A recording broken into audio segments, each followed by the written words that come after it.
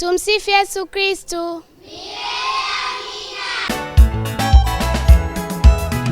Watu wengine wanadhani mtoto mtakatifu ni kupoteza muda wao kwenda kanisani. Watu wengine wanadhani mtoto mtakatifu ni kupoteza muda wao kwenda kanisani.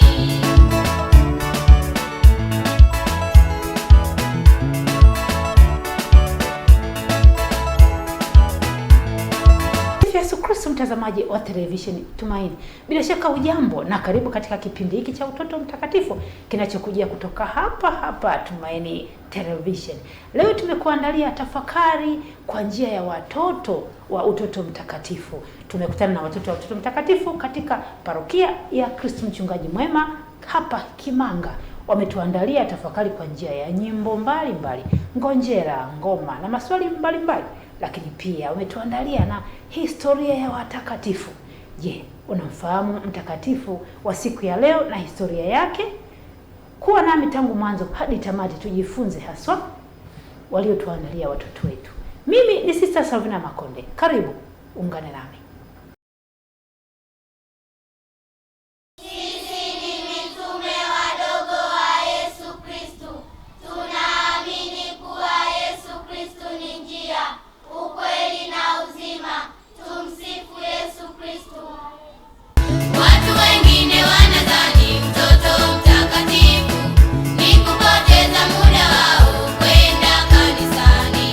Watu wengine wanadhani mtoto mtakatifu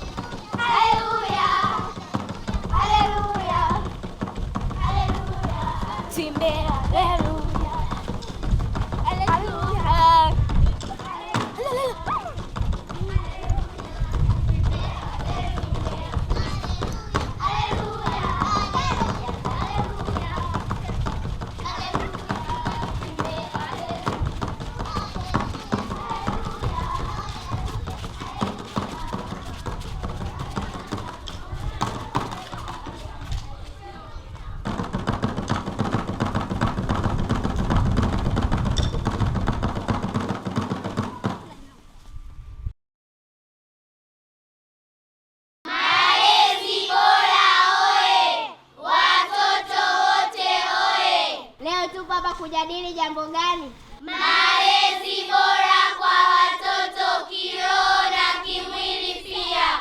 Malezi ya kiroho ni yapi? Kuwafundisha kusali sana, kumpenda Mungu daima. Kanisa linatufundisha nini? Heshima, imani na upendo, kufuata njia ya Kristo. Na malezi ya kimwili je? Chakula bora, afya njema, mavazi safi na malezi. Mtoto akikosa malezi hayo hupotea njia ya maisha, hukosa dira ya kesho. Wazazi wana wajibu gani? Kutulea kwa moyo wa upendo, kuwa mfano mwema daima. Jamii nayo inapaswa kufanya nini? Kulinda watoto wote, kuwajenga kwa umoja pia. Mtoto akilelewa vyema Kuwa mwenye hofu ya Mungu, taifa nalo huimarika. Mtulee watoto wa hekima, kiroho na kimwili sawa. Malezi bora oye, watoto wote oye. Watu wengine wanadhani mtoto mtakatifu ni kupoteza muda wao kwenda kanisani. Watu wengine wanadhani mtoto mtakatifu ni kupoteza. Msifu Yesu Kristo. Amina. Nadhani wote tunaamini kuwa tunaamini wale manabii ambao walioagizwa na Mungu. Si ndio? Wote mnajua? Ndio. Sasa nataka niwaulize maswali ya hao manabii. Swali la kwanza, manabii ni wakina nani? watu ambao walichaguliwa na Mungu kuwasilisha ujumbe kwa watu wake. Sawa. Kapatia, tumpigeni makofi. Baba, Mwana na Roho Mtakatifu daima. Swali la pili. Kazi za manabii katika Biblia ni? Kazi za manabii katika Biblia ni kuwa wajumbe wa Mungu, kufundisha kweli na kuonya dhidi ya dhambi na kutabiri matukio ya baada ya kuongoza watu wa Mungu. Kapatia, tumpigie makofi. Baba, Mwana na Roho Mtakatifu daima.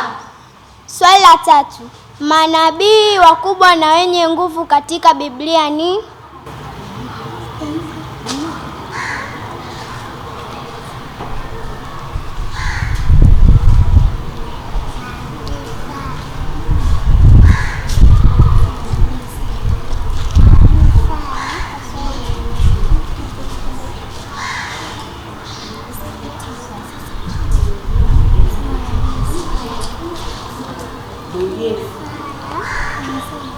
Mwingine? Nabii Isaya, Nabii Yeremia, Nabii Ezekieli na Nabii Danieli. Tumpigeni makofi. Kapatia. Baba, Mwana na Roho Mtakatifu daima. Swali la 4 tunaingia. Manabii wadogo katika Biblia ni? Nabii Hosea, Nabii Yoeli, Nabii Amosi, Nabii Obadia, Nabii Yona, Nabii Mika, Nabii Naumu, Nabii Habakuki, Nabii Sefania, Nabii Hagai, Nabii Zakaria, Nabii Malaki. Tumpigeni makofi. Kapatia. Baba, Mwana na Roho Mtakatifu daima. Tunaingia swali la 5. Manabii 7 wanawake katika Biblia ni? Manabii 7 wanawake katika Biblia ni Sara, Ana, Mariamu, Debora, Hulda, Abigaili na Esther. Tumpigeni makofi. Kapatia. Baba, Mwana na Roho Mtakatifu daima. Aya, tunaingia swali letu la mwisho la 6. Taja mistari 5 inayohusu watoto. Mithali 22 aya ya 6 nayo inasema, mlee mtoto katika njia impasayo, naye hataiacha hata atakapokuwa mzee. Zaburi 127 mstari wa 3 nao nasema, tazama watoto ndio urithi wa Bwana, uzao wa tumbo ni faraja. Wakolosai 3 sura aya 20 nayo nasema, enyi watoto watii wazazi wenu katika mambo yote, maana jambo hili lampendeza katika Bwana.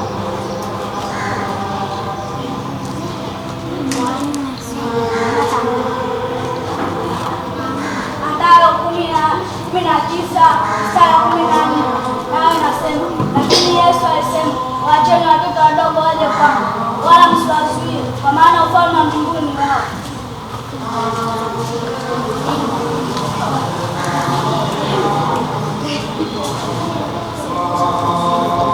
Isaya 58:15 anasema, na watoto wako wote watafundishwa na Bwana, maana ya watoto wako watakuwa.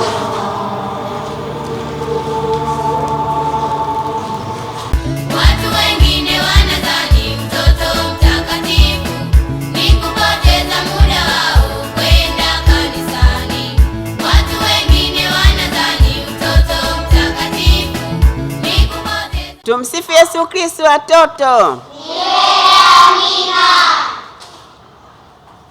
Leo tunakwenda kumsikiliza Mtakatifu Germana Bikira. Mtakatifu Germana Bikira alizaliwa mwaka 1579 katika kijiji cha Biblac karibu na Tunisia kusini mwa Ufaransa. Germana alizaliwa mkono wake wa kuume ukiwa umelemaa. Pia tangu utoto wake aliandamwa na maradhi mengi. Viungo vyake vilikuwa vinavimba. Mama yake alifariki dunia yeye angali bado mtoto mdogo. Baba yake akaoa mwanamke mwingine. Mama yake wa kambo alimtendea kwa ukatili. Akamchukia sana Mtakatifu Germana. Mara kwa mara alimtendea vibaya msichana huyu maskini. Alimwamuru alale katika nyumba ya kondoo. Akiwa na umri wa miaka 9, alimtuma machungani polini peke yake kusudi asimuone machoni pake. Germana aliporudi toka machungani, hakukaribishwa kula mezani pamoja na watoto wenzake, bali alifukuzwa ili aende mbali pembeni kula peke yake na kulala katika zizi la kondoo au chini ya ngazi za nyumba. Germana alikuwa mtoto mvumilivu ajabu. Aliyavumilia mateso yake kimya kimya bila kulalamika.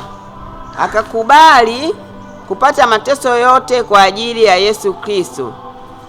Mungu alimpa Germana kwa unyenyekevu na uvumilivu wake kwa kila teso na manyanyaso, kwa kumpa hisia ya kutambua uwepo wa Mungu pamoja naye na upendo wa kina kwa Ekaristi Takatifu na Bikira Maria. Germana alikuwa anashiriki ibada ya misa takatifu kila siku. Alipotaka kwenda kanisani, alisimika fimbo yake nyuma ya kundi la kondoo. Baada ya misa, aliwakuta kondoo wote wakiwa pale pale. Ingawa Germana alikuwa maskini, lakini kila mara aliwashirikisha chakula maskini chakula chake, watoto maskini chakula chake. Inasemekana kwamba siku moja mama yule mkatili alimwona Germana amechukua kipande cha mkate amekificha ndani ya nguo yake. Alidhani amekiiba. Alimfuata kwa kasi na fimbo mkononi, akimwambia kwa ukali na kitisho afungue nguo yake aone kuna nini. Germana alifungua nguo yake, mara yakaonekana mauwaridi badala ya mkate. Tokea siku hiyo mama yake wa kambo akaanza kumheshimu Germana.